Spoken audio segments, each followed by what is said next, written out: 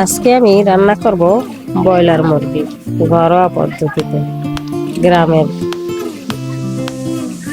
প্রথমে দিয়ে দিলাম আমি পেঁয়াজ কুচি,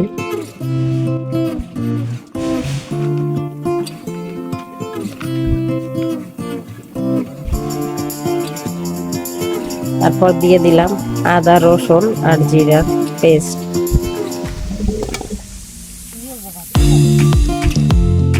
তারপর দিয়ে দিলাম গোটা মশলা,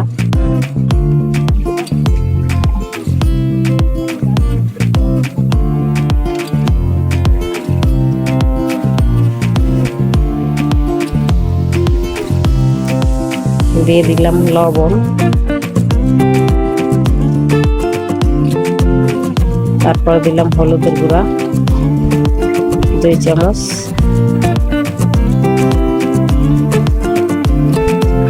মরিচের গুঁড়া 2 চামচ, ধনিয়ার গুঁড়া 1 চামচ, পরিমাণ মতো তেল।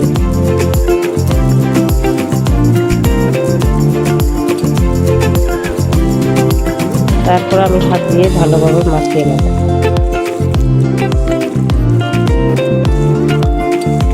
এভাবে হাত দিয়ে মাখিয়ে কিছুক্ষণ রেখে দেব, তারপরে আমি এটা কষিয়ে ভালোভাবে রান্না করব। এভাবে রান্না করলে আমার কাছে ভালোই লাগে। ব্রয়লার মুরগি অনেকে ভাজার পরে তারপর রান্না করে, না আমি ভাজা ছাড়াই রান্না করি মাঝে মাঝে, আমার কাছে খুব ভালোই লাগে। ভালোভাবে এটা কষিয়ে নেব।